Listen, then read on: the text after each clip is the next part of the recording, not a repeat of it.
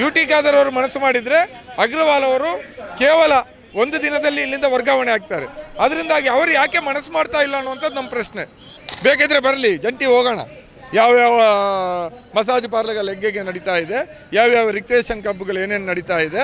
ಈಗ ಉರ್ವದಲ್ಲಿ ಇಷ್ಟು ಎಲ್ಲ ಅಕ್ರಮ ನಡೀತಾ ಇದೆ ಅನ್ನುವಂಥ ವಿಚಾರದಲ್ಲಿ ಕಾಂಗ್ರೆಸ್ ವಕ್ತಾರರು ಫೇಸ್ಬುಕ್ಕಲ್ಲಿ ಅಥವಾ ಸಾಮಾಜಿಕ ಜಾಲತಾಣದಲ್ಲಿ ಬರೀತಾರೆ ಅನ್ನುವಂಥ ವಿಚಾರದಲ್ಲಿ ಹೇಳಿದರು. ಆದರೆ ಉರ್ವ ಇನ್ಸ್ಪೆಕ್ಟರ್ ಯಾಕೆ ಮಾತಾಡ್ತಿಲ್ಲ ಇದರ ಬಗ್ಗೆ?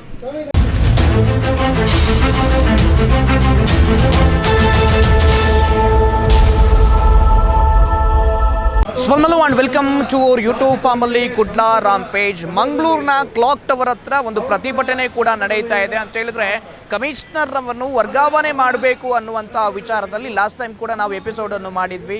ಮುನೀರ್ ಕಾಟಿಪಲ್ಲ ಮತ್ತು ಅವರ ಟೀಮ್ ಏನೋ ಹೆದ್ದಾರಿಯಲ್ಲಿ ಹೊಂಡ ಬಿದ್ದಿತ್ತು, ಅದಕ್ಕೆ ಸಂಬಂಧಪಟ್ಟಾಗೆ ಒಂದಷ್ಟು ಪ್ರತಿಭಟನೆಯನ್ನು ಕೂಡ ನಡೆಸಿದ್ರು ಕೂಲೂರು ಬ್ರಿಡ್ಜ್ ಹತ್ತಿರ. ಈ ಪ್ರತಿಭಟನೆಗೆ ಪರ್ಮಿಷನ್ ಕೊಡಲಿಲ್ಲ, ಅದಕ್ಕಾಗಿ ಇವರ ಮೇಲೆ FIR ಅನ್ನು ಕೂಡ ದಾಖಲು ಮಾಡಲಾಗಿತ್ತು. ಸೊ ಇದರ ವಿರುದ್ಧ ನಿರಂತರವಾಗಿ ಒಂದು ತಿಂಗಳಿಂದ ಪ್ರತಿಭಟನೆಯನ್ನು ಮಾಡ್ತಾನೆ ಬರ್ತಾ ಇದ್ದಾರೆ. ನಿಜವಾಗ್ಲೂ ನೋಡಬೇಕು ಅಂತ ಹೇಳಿದ್ರೆ IPS ಅಧಿಕಾರದಲ್ಲಿ ಇದ್ದಂಥವರು ಪ್ರತಿಭಟನೆಗೆ ಅವಕಾಶವನ್ನು ಮಾಡಿಕೊಡಬೇಕು. ಪ್ರತಿಭಟನೆ ಮಾಡೋಕೆ ಎಲ್ರಿಗೂ ಕೂಡ ಹಕ್ಕಿದೆ. ಈ ಕಾನ್ಸ್ಟಿಟ್ಯೂಷನ್ ಅಲ್ಲಿ ಬದುಕುವಂಥ ಹಕ್ಕಿಗೆ ಏನಾದರೂ ತೊಂದರೆಯಾದರೆ ಆರ್ಟಿಕಲ್ 19 ಪ್ರಕಾರ ಪ್ರತಿಭಟನೆ ಮಾಡುವಂಥ ಹಕ್ಕು ಎಲ್ರಿಗೂ ಕೂಡ ಇದೆ. ಸೊ ಇದಕ್ಕೆ ನಿಜವಾಗಿಯೂ IPS ಅಧಿಕಾರಿಗಳು ಸಪೋರ್ಟನ್ನು ಮಾಡಬೇಕು. ಯಾಕೆ ಮಾಡ್ತಾ ಇಲ್ಲ ಅನ್ನುವಂಥ ವಿಚಾರದಲ್ಲಿ 12 ಗಂಟೆಗೂ ಕೂಡ ಒಬ್ಬ ಮನುಷ್ಯನಿಗೆ ಪ್ರತಿಭಟನೆ ಮಾಡುವಂಥ ಹಕ್ಕು ಈ ದೇಶದಲ್ಲಿ ಇದೆ. ಇದು ಗಾಂಧಿ ಆಗಿರ್ಬೋದು, ಅಂಬೇಡ್ಕರ್ ಆಗಿರ್ಬೋದು, ಹೋರಾಟಗಾರರು ಹುಟ್ಟಿದಂಥ ದೇಶ ನಮ್ಮ ಭಾರತ ದೇಶ. ಹೋರಾಟದಿಂದಲೇ ನಮಗೆ ಸ್ವಾತಂತ್ರ್ಯ ಕೂಡ ಸಿಕ್ಕಿರುವಂಥದ್ದು. ಸೊ ಅಂಥ ಹೋರಾಟಕ್ಕೇ ಕಡಿವಾಣ ಹಾಕ್ತಾ ಇದ್ದಾರೆ ಯಾಕೆ ಅನ್ನುವಂಥ ಪ್ರಶ್ನೆ ಎಲ್ಲರೂ ಕೂಡ ಕೇಳ್ತಾ ಇದ್ದಾರೆ. ಒಂದು ಸ್ಪೀಕರ್ ಇರುವಂಥ ಊರು, ಇಡೀ ಗೌರ್ಮೆಂಟಿಗೇನೆ ಗೈಡ್ ಮಾಡುವಂಥ ಸ್ಪೀಕರ್ ಇರುವಂಥ ಊರಲ್ಲೇ ಈ ರೀತಿ ಆಗ್ತಾ ಇದೆ. ಇದಕ್ಕೆ ಸ್ಪೀಕರ್ ಏನಾದರೂ ಸಪೋರ್ಟ್ ಮಾಡ್ತಾ ಇದ್ದಾರಾ? ನಿರಂತರವಾಗಿ ಒಂದು ತಿಂಗಳಿಂದ ಪ್ರತಿಭಟನೆ ಮಾಡ್ತಾ ಇದ್ದಾರೆ. ಇದಕ್ಕೆ ಯಾವುದೇ ಸರ್ಕಾರದಿಂದ ಉತ್ತರ ಇಲ್ಲ ಅಂತ ಹೇಳಿದ್ರೆ ಇದರ ಅರ್ಥ ಏನು? ಸರ್ಕಾರ ಯಾವ ರೀತಿ ಆಡಳಿತ ನಡೆಸ್ತಾ ಇದೆ? ಇದು ಡಿಕ್ಟೇಟರ್ಶಿಪ್ಪಾ ಅಥವಾ ಪ್ರಜಾಪ್ರಭುತ್ವ ದೇಶನಾ ಅನ್ನುವಂಥ ವಿಚಾರದಲ್ಲಿ ಪ್ರಶ್ನೆ ಕೂಡ ಮೂಡುವಂಥದ್ದು. ಇದು ಯಾವ ಆಡಳಿತ? ಸೊ ಈಗ ಒಂದಷ್ಟು ಪ್ರತಿಭಟನೆ ಕೂಡ ನಡೀತಾ ಇದೆ. ಹೋರಾಟಗಾರರಾಗಿರ್ತಕ್ಕಂತಹ ಮುನೀರ್ ಕಾಟಿಪಲ್ಲರ್ ಅವರು ಕೂಡ ಇದ್ದಾರೆ. ಇವರು ಇದ್ರ ಬಗ್ಗೆ ಏನು ಹೇಳ್ತಾರೆ ಅಂತ ಹೇಳಿ ಕೇಳ್ಕೊಂಡು ಬರೋಣ ಬನ್ನಿ. ಅಂದರೆ ನಮ್ಮ ಇಲ್ಲಿ ದಕ್ಷಿಣ ಕನ್ನಡ ಜಿಲ್ಲೆಯಲ್ಲಿ ಹಿರಿಯ ರಾಜಕಾರಣಿಗಳು ಸೇರಿಕೊಂಡು ಎಲ್ಲರದ್ದು ಆರೋಪ ಒಂದೇ, ದಕ್ಷಿಣ ಕನ್ನಡ ಜಿಲ್ಲೆಯಲ್ಲಿ ಅಡ್ಜಸ್ಟ್ಮೆಂಟ್ ಪಾಲಿಟಿಕ್ಸ್ ನಡೀತಾ ಇದೆ. ಉಳ್ಳವರ ಪರವಾಗಿ ಮತ್ತು ಕೋಮುವಾದಿ ಶಕ್ತಿಗಳ ಪರವಾಗಿ ಪಕ್ಷಭೇದ ಇಲ್ಲದೆ ಕೆಲವರು ಅವರ ಪರವಾಗಿ ಒಂದು ರಾಜಕಾರಣವನ್ನು ಮಾಡ್ತಾ ಇದ್ದಾರೆ ಅನ್ನುವಂಥದ್ದು ಭಾಳ ದೊಡ್ಡ ಆರೋಪ. ಕಾಂಗ್ರೆಸ್ ಪಕ್ಷದ ಹಿರಿಯ ನಾಯಕರಾದಂಥ ರಮನಾಥ್ ರೈಗಳು ಕೂಡ ಈ ಅಡ್ಜಸ್ಟ್ಮೆಂಟ್ ಪಾಲಿಟಿಕ್ಸ್ ಬಗ್ಗೆ 2-3 ಸಲ ಮೀಡಿಯಾಗಳಲ್ಲಿ ಮಾತಾಡಿದ್ದಾರೆ. ಬಹುಶಃ ಈ ಅಡ್ಜಸ್ಟ್ಮೆಂಟ್ ಪಾಲಿಟಿಕ್ಸಿಗೆ ಇಲ್ಲಿ ಅನುಪಮ್ ಅಗ್ರವಾಲ್ ಅವರ ಅವಶ್ಯಕತೆ ಇದೆ ಅಂತ ಅನಿಸ್ತದೆ. ಯಾಕೆಂತ ಕೇಳಿದರೆ ಮಂಗಳೂರು ಅನ್ನುವಂಥದ್ದು ಕೇವಲ ಕಮ್ಯುನಲು, ದಂಧೆ ಇಷ್ಟು ಮಾತ್ರ ಅಲ್ಲ. ಇದೊಂದು ದೊಡ್ಡ ಶಿಕ್ಷಣದ ವ್ಯಾಪಾರಿ ಕೇಂದ್ರ, ಆರೋಗ್ಯದ ವ್ಯಾಪಾರಿ ಕೇಂದ್ರ. ಇವರೆಲ್ಲ ಹಿತಾಸಕ್ತಿಗಳ ಪ್ರಶ್ನೆ ಬಂದಾಗ ಅವರ ಹಿತಾಸಕ್ತಿಗಳಿಗೆ ತೊಂದರೆ ಆಗದ ರೀತಿಯಲ್ಲಿ ನಡ್ಕೊಳ್ಳುವಂಥ ಅಧಿಕಾರಿಗಳು ಬೇಕು. ಅದಕ್ಕಾಗಿ ಇಲ್ಲೆಲ್ಲ ದೊಡ್ಡ ದೊಡ್ಡ ಶಕ್ತಿಗಳು ಕೂಡ ಅನುಪಮ್ ಅಗ್ರವಾಲ್ ಅವರ ಪರವಾಗಿದ್ದಾರೆ ಅಂತ ಅನಿಸ್ತದೆ. ಅದರ ಪರವಾಗಿ ಇಲ್ಲಿಯ ದಕ್ಷಿಣ ಕನ್ನಡ ಜಿಲ್ಲೆಯಲ್ಲಿ ಆಡಳಿತದ ಜವಾಬ್ದಾರಿಯನ್ನು ಹೊತ್ತವರು ಅನುಪಮ್ ಅಗ್ರವಾಲ್ ಅವರನ್ನು ಇಷ್ಟೆಲ್ಲ ಹೋರಾಟದ ನಂತರವೂ ಕೂಡ ವರ್ಗಾವಣೆ ಮಾಡದಂತೆ ತಡೆದಿದ್ದಾರೆ ಅಂತ ನನಗಂತೂ ನೇರವಾಗಿ ಅನಿಸ್ತಾ ಇದೆ. ಅಲ್ಲ, ಯಾರು ಅಂತ ನಾವು ಹೆಸರು ಹೇಳಲಿಕ್ಕೆ ನಮ್ಮಲ್ಲಿ ಆಧಾರ ಇಲ್ಲ. ಬಹುಶಃ ದಕ್ಷಿಣ ಕನ್ನಡ ಜಿಲ್ಲೆಯಲ್ಲಿ ಇವತ್ತು ಇರುವಂಥದ್ದು ಶಾಸಕರು 8ರಲ್ಲಿ 6 ಜನ BJP ಶಾಸಕರಿದ್ದಾರೆ ದಕ್ಷಿಣ ಕನ್ನಡ ಜಿಲ್ಲೆಯಲ್ಲಿ. ಮಂಗಳೂರು ಕಮಿಷನರೇಟ್ ವ್ಯಾಪ್ತಿಯಲ್ಲಿ 4 ಶಾಸಕರುಗಳಿದ್ದಾರೆ. ಅದರಲ್ಲಿ 3 ಜನ BJP ಅವರು, ಒಬ್ಬರು ಕಾಂಗ್ರೆಸ್ನವರು ಉಳ್ಳಾಳದಲ್ಲಿ. ಇದರಲ್ಲಿ 3 ಜನ BJP ಶಾಸಕರುಗಳು ಕಮಿಷನರ್ ಪರವಾಗಿ ಇರ್ಬೋದು. ಆದರೆ ಅವರ ಪ್ರಭಾವ ಇದ್ದರೂ ಕೂಡ ಶಾಸಕರು ಇರಬೇಕು ಅಂತ ಒತ್ತಾಯ ಮಾಡ್ತಾ ಇರ್ಬೋದು. ಆದರೆ ಉಳ್ಳಾಳದ ಶಾಸಕರಾದಂಥ UT ಖಾದರ್ ಅವರು ಮನಸ್ಸು ಮಾಡಿದರೆ ಅವರು ಸ್ಪೀಕರು ಕೂಡ ಅವರಿಗೆಲ್ಲವೂ ಗೊತ್ತಿದೆ, ಖಾದರ್ ಅವರಿಗೆಲ್ಲವೂ ಗೊತ್ತಿದೆ. ಇದು ಕೇವಲ ಮುನೀರ್ ಕಾಟಿಪಲ್ಲ ಅಥವಾ ಇವರು ನಡೆಸುವಂಥ ಧರಣಿಗಳಿಗೆ ವಿರುದ್ಧವಾಗಿ ಮಾತ್ರ ಇದು ಇರುವಂಥದ್ದಲ್ಲ ಸಂಘರ್ಷ. ಇಲ್ಲಿ ದಂಧೆಗಳಿದೆ, ಇಲ್ಲಿ ಕೋಮುವಾದಿ ಶಕ್ತಿಗಳಿದ್ದಾವೆ, ಇಲ್ಲಿ ಬೇರೆ ಬೇರೆ ರೀತಿಯಾದಂಥ ದೊಡ್ಡ ದೊಡ್ಡ ಹಿತಾಸಕ್ತಿಗಳಿದೆ. ಆ ಹಿತಾಸಕ್ತಿಗಳ ವಿಚಾರವೂ ಕೂಡ ಇದರಲ್ಲಿ ಈ ಒಂದು ಕಮಿಷನರ್ ವಿರುದ್ಧ ಹೋರಾಟದಲ್ಲಿ ತಲುಕು ಹಾಕಿಕೊಂಡಿದೆ ಅಂತ ಅವ್ರಿಗೆ ಗೊತ್ತಿದೆ. ಅದರಿಂದಾಗಿ UT ಖಾದರ್ ಅವರು ಮನಸ್ಸು ಮಾಡಿದರೆ ಅಗ್ರವಾಲ್ ಅವರು ಕೇವಲ ಒಂದು ದಿನದಲ್ಲಿ ಇಲ್ಲಿಂದ ವರ್ಗಾವಣೆ ಆಗ್ತಾರೆ. ಅದರಿಂದಾಗಿ ಅವರು ಯಾಕೆ ಮನಸ್ಸು ಮಾಡ್ತಾ ಇಲ್ಲ ಅನ್ನುವಂಥದ್ದು ನಮ್ಮ ಪ್ರಶ್ನೆ. ರಕ್ಷಣೆ ಮಾಡ್ತಾ ಇದ್ದಾರೋ ಇಲ್ವೋ ಅಂತ ನಮಗೆ ಗೊತ್ತಿಲ್ಲ.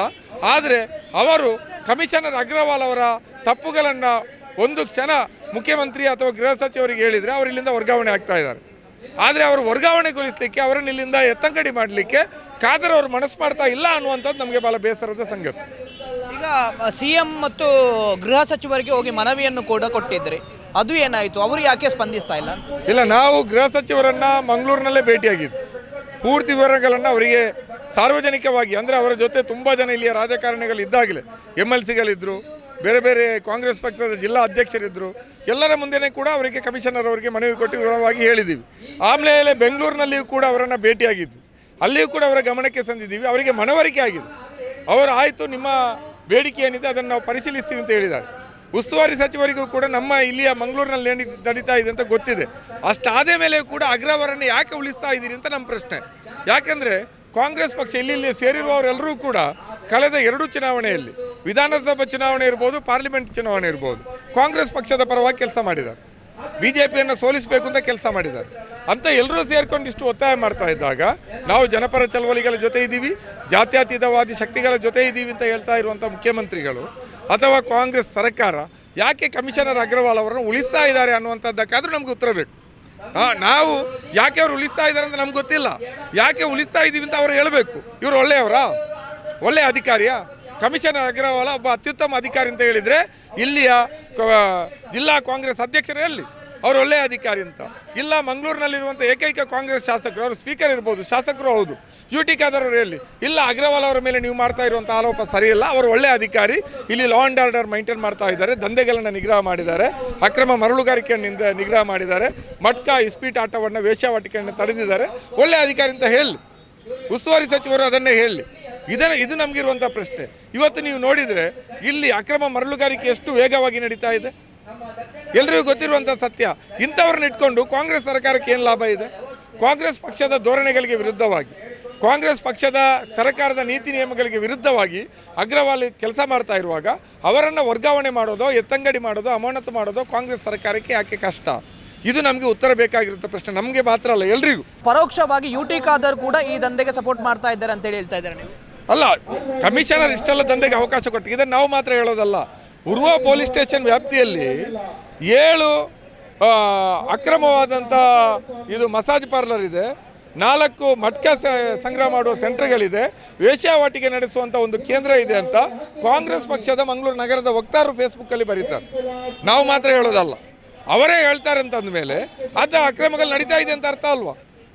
ಹಾಗಾದರೆ ಖಾದರ್ ಅವರು ಇರ್ಬೋದು, ಇನ್ನೊಬ್ಬರು ಇರ್ಬೋದು, ಅದನ್ನು ಇಂಥ ಒಬ್ಬ ಅಕ್ರಮಗಳನ್ನು ಪೋಷಿಸುವಂಥ ಅಧಿಕಾರಿಯನ್ನು, ಜನವಿರೋಧಿ ಅಧಿಕಾರಿಯನ್ನು ಉಳಿಸ್ಕೊಂಡ್ರೆ ಜನ ಸಹಜವಾಗಿ ಇವರ ಮೇಲೂ ಆರೋಪ ಮಾಡ್ತಾರೆ. ಈಗ ಉರ್ವದಲ್ಲಿ ಇಷ್ಟು ಎಲ್ಲ ಅಕ್ರಮ ನಡೀತಾ ಇದೆ ಅನ್ನುವಂಥ ವಿಚಾರದಲ್ಲಿ ಕಾಂಗ್ರೆಸ್ ವಕ್ತಾರರು ಫೇಸ್ಬುಕ್ಕಲ್ಲಿ ಅಥವಾ ಸಾಮಾಜಿಕ ಜಾಲತಾಣದಲ್ಲಿ ಬರೀತಾರೆ ಅನ್ನುವಂಥ ವಿಚಾರದಲ್ಲಿ ಹೇಳಿದರು. ಆದರೆ ಉರ್ವ ಇನ್ಸ್ಪೆಕ್ಟರ್ ಯಾಕೆ ಮಾತಾಡ್ತಿಲ್ಲ ಇದರ ಬಗ್ಗೆ? ಅಲ್ಲ, ಇದು ಕಮಿಷನರೇಟ್ ಲಿಮಿಟಲ್ಲಿ ಎಲ್ಲ ಠಾಣೆ ವ್ಯಾಪ್ತಿಯಲ್ಲಿ ಇವತ್ತು ನಡೀತಾ ಇದೆ, ದಂಧೆಗಳು ಎಲ್ಲ ಕಡೆ ನಡೀತಾ ಇದೆ. ಉರ್ವ ಠಾಣೆ ಇನ್ಸ್ಪೆಕ್ಟರ್ ಇರ್ಬೋದು, ಇನ್ನೊಬ್ಬರು ಇದ್ದರು. ನಾವು ಕಮಿಷನರೇ ಇವತ್ತು ಇಂಥ ದಂಧೆಗಳ ನಿಗ್ರಹಕ್ಕೆ ಮುಂದಾಗ್ತಾ ಇಲ್ಲ ಅಥವಾ ಅವುಗಳ ಪರವಾಗಿದ್ದಾರೆ ಅಂತ ನಾವು ಆರೋಪಿಸಿದ ಮೇಲೆ ಇನ್ಸ್ಪೆಕ್ಟರ್ಗಳ ಪ್ರಶ್ನೆ ಎಲ್ಲಿ ಬಂತು? ಅವರೆಲ್ಲರೂ ಕೂಡ ಇದರಲ್ಲಿ ಶಾಮೀಲಾಗಿದ್ದಾರೆ ಅಂತ ಭಾವಿಸಬೇಕಾಗುತ್ತೆ. ಯಾಕೆಂದರೆ ಮೇಲ್ಗಡೆ ಕೊಟ್ಟಿರುವ ಕಮಿಷನರ್ ಆದೇಶ ಏನಿದೆ ಅದರ ಪ್ರಕಾರ ಅವ್ರು ನಡ್ಕೊಳ್ತಾರೆ. ಇನ್ಸ್ಪೆಕ್ಟರ್ಗೆ ಗೊತ್ತಿಲ್ಲದೆ ಯಾವುದೂ ಆಗೋದಿಲ್ಲ. CCB ಅಂತ ಇದೆ, ಯಾಕಿದೆ? CCB ಅಂತ ಇದೆಯಲ್ಲ ಮಂಗಳೂರಿನಲ್ಲಿ, ಯಾಕಿದೆ? ಕ್ರೈಮ್ಗಳನ್ನು ಮಟ್ಟ ಹಾಕಲಿಕ್ಕೆ ಅದು ವಿಶೇಷವಾದಂಥ ಒಂದು ತಂಡ. ಆ ತಂಡ ಏನು ಮಾಡ್ತಾ ಇದೆ? ಇವತ್ತು ಆರೋಪ CCB ಮೇಲೂ ಬರ್ತಾ ಇದೆ. CCBಯಲ್ಲಿ 2-3 ಜನ ಪೊಲೀಸ್ ಸಿಬ್ಬಂದಿಗಳಿದ್ದಾರೆ. ಪೊಲೀಸ್ ಕಮಿಷನರು ಇನ್ಸ್ಪೆಕ್ಟರ್ಗಳ ಮಾತು ಕೇಳಲ್ಲ. ಆ 2-3 ಜನ ಸಿಬ್ಬಂದಿಗಳು ಏನು ಹೇಳ್ತಾ ಇದ್ದಾರೆ ಅದಷ್ಟೇ ನಡೀತಾ ಇದೆ ಅಂತ ಆರೋಪಗಳಿದೆ. ಅದರಿಂದಾಗಿ ಇಂಥ ಕಮಿಷನರ್ ಮಂಗಳೂರಲ್ಲಿರುವಾಗ ತಲೆಮಟ್ಟದ ಪೂರ್ತಿ ಪೊಲೀಸ್ ಇಲಾಖೆ ಕೂಡ ಭ್ರಷ್ಟಗೊಳ್ತದೆ ಇವತ್ತು. ಅದರಿಂದಾಗಿ ಆ ಠಾಣೆ ಈ ಠಾಣೆ ಅಂತ ನಾವು ಹೇಳುವಂಗಿಲ್ಲ. ಇಡೀ ಕಮಿಷನರೇಟ್ ವ್ಯಾಪ್ತಿಯ ಎಲ್ಲ ಠಾಣೆ ವ್ಯಾಪ್ತಿಯಲ್ಲಿಯೂ ಕೂಡ ಇಂಥ ದಂಧೆಗಳು ನಡೀತಾ ಇದೆ. ಉರ್ವ ಠಾಣೆ ವ್ಯಾಪ್ತಿಯ ದಂಧೆಗಳ ಕುರಿತು ಕಾಂಗ್ರೆಸ್ ವಕ್ತಾರರು ಆರೋಪ ಮಾಡ್ತಾರೆ.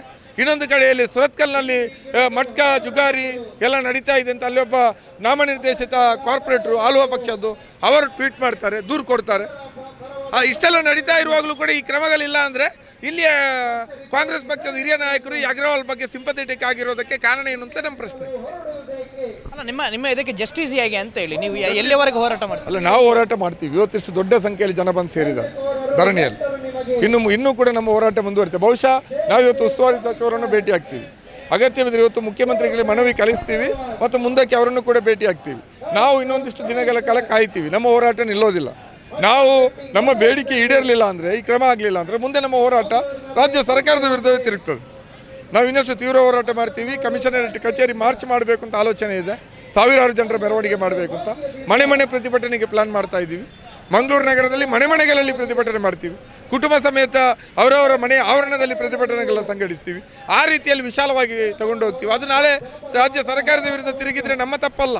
ನಾವೆಲ್ಲವನ್ನೂ ಹೇಳಿದ್ದೀವಿ. ಇಂಥ ಅಧಿಕಾರಿಗಳನ್ನು ನಾವು ಸಹಿಸಲಿಕ್ಕೆ ಸಾಧ್ಯ ಇಲ್ಲ.